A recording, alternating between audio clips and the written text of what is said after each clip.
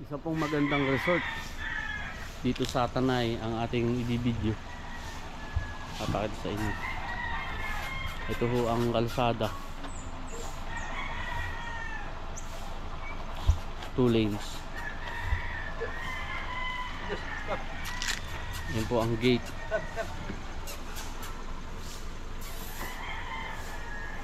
Yan, papasokin po natin. Ha?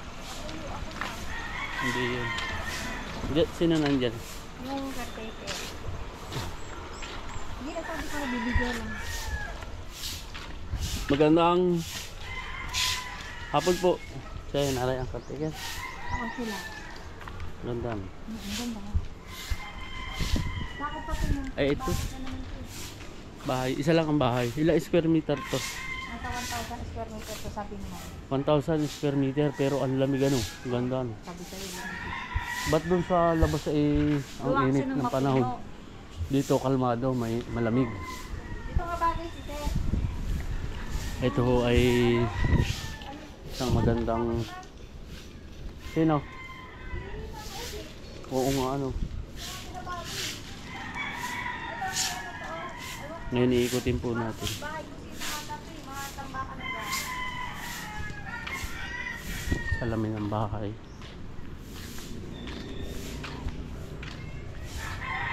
Di bakit naman yung tapos?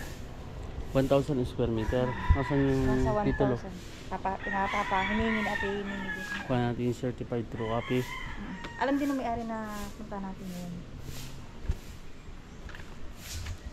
So ngayon may isang magandang bahay at may mga punong kahoy.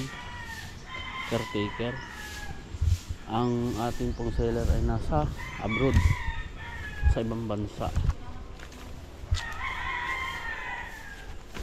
Ang daming bunga ng kamyas. Parang ito meron yun. Nagpapabook pa sila dito Oo. na nag-ooperate siya. Oo, nag-ooperate. Sino pang namamahala dito yung... Sila. Siya ang ano dito. Siya ang taga-linis.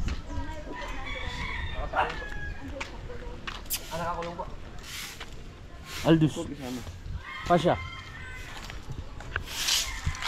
Hawakan mo na lang.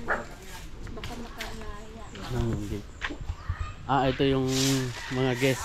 Hindi. Sila yung ano. Sila yung pinamamahala dito na may-ari. Okay. Dati may aso dito. Yung naniligo dito. O, nasabi ko na ulan. Sir, magandang hapon po. Opo. DPG na po namin, sir.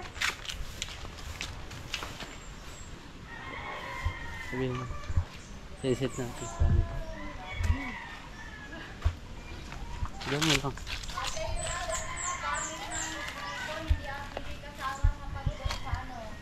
Yung mga gamit po, hindi kasama. Tinanong ko yan ni ate. Kapatid siya ng ano, may-ari rin. Opo sir, magandang hapon po. Kami pati yung nagkakasama. Last time kasi yung buyer, tinatanong yung mga gamit. Yung mga Hindi gamit. raw ano yung mga gamit dito sa amin. Opo. Pero siguro mga to, kasama to.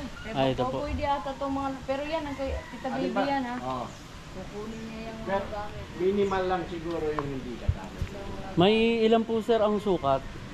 So nasa, ang actually, ang ano niya, ang Actual sa title. ang sa title niya, 900, kulang 1,000. Kulang po ng 1,000. Pero yung actual na sukat niya is more than 1,000.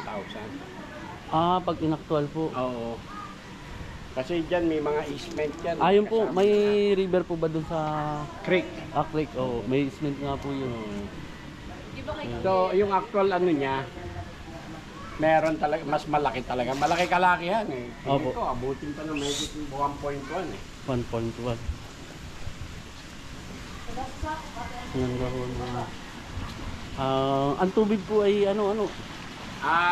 Nawasa. Nawasa ho. Pero katulad niyan, tamo, marumi. Mamaya malino na yan kasi pinipilter nga namin. Naglinis ka ako ng ano eh, ng filter. Opo. May filter, ayan. Maganda. Tapos lang kanya medyo malabo pa yun. May bakod. Papasokin ba natin yung loob? Oo, pwede. O, pwede po? Oo. O kahit dito lang sa... Sige, Ito lang. pasok kayo. Ito po yung kitchen. May kitchen. Yun yung kanina doon ako nakatayo.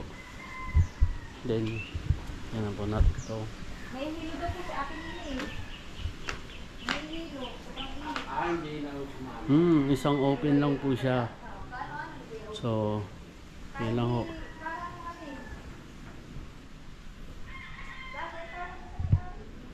Yun, malamig ho ang ano, maganda po ito yung pang rest house lang po talaga ninyo, bakasyonan. Tapos ho, yan, may kwarto. At dito ho, lumabas lang ho. Ito na ho yung pinaka labas niya. Yung price po nito ay ilalagay po natin dito sa description kasi lilinawin pa po namin dito kay kuya. Siya po ay kapatid nga daw ho nung may-ari nito. At ito ho yung gate. Diyan kami pumasok. So sa mga magtatanong po ng price, possible nandito yan sa description kasi hindi pa po malinaw yung eksaktong presyo na nasabi. Kailangan clear natin.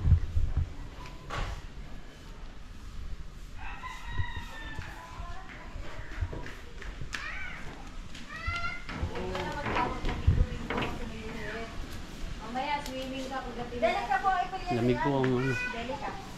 Delika. Ano yung kapitan ng ano? Bagong silang. Ang kapitan ng bagong silang, si Delika. Mimi Delika. Ano? Mimi Delika. Meron ka? Bagong silang. Ito ay kitchen. Tapos ni Polo may kwarto rin po dito. Yan po yung likod. Polo Caloocan. CR po. Nga.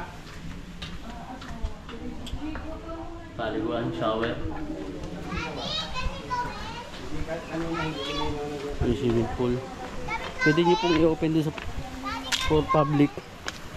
Pwede naman pong pang inyo lang po na hindi nyo katulad ito po, ito ginagawa po ata nila dito ginagawa nila, ino-open sa public, nagbubok siguro yung mga gustong maligo dito.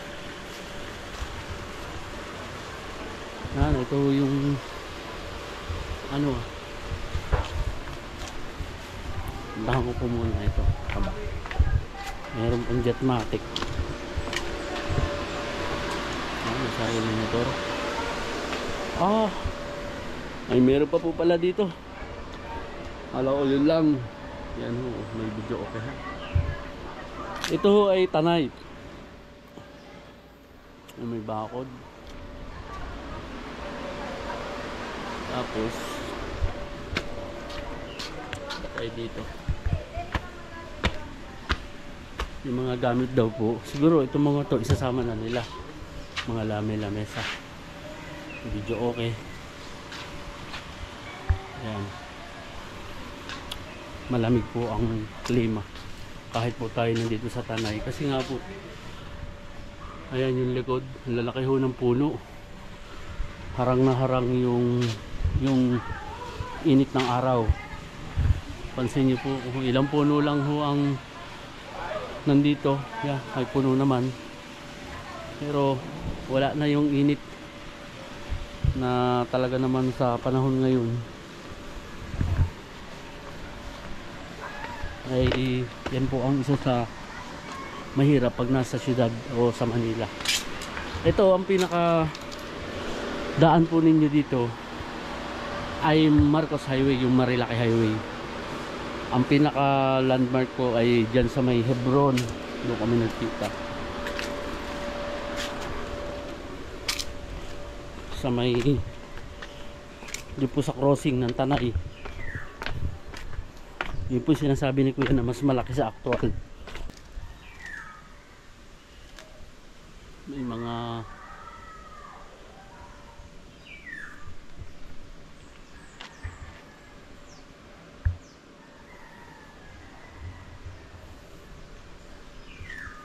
cactus,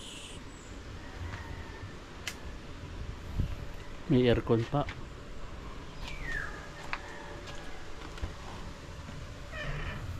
Yun, meron po palang mga bed dito, kaya pwede po talagang i-open siya sa yun.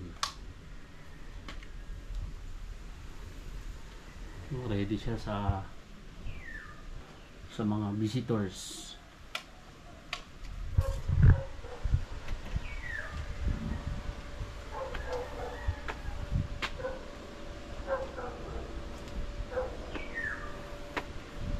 Ganda ho nito. Marami po dyan sa atin sa abroad na naghahanap ng mga ganitong lugar, malayo-layo sa Manila, pero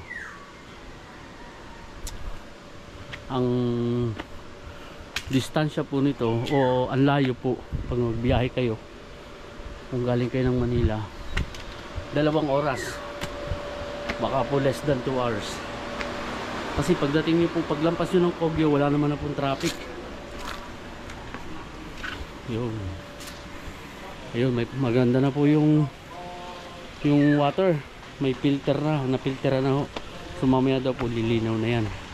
Siguro nasa-circulate lang to.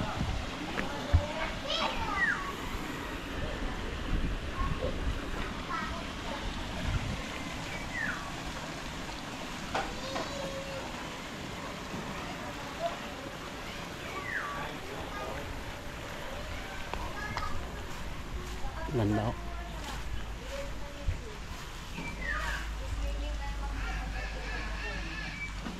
Schedule lang po tayo sa mga gusto po mag-visit, at nandito naman po yung si Kuya. So pag nag-visit po kayo, andyan po yung kapatid.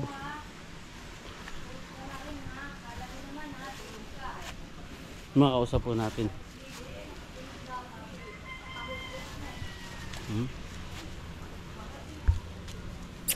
Aldous Pasha.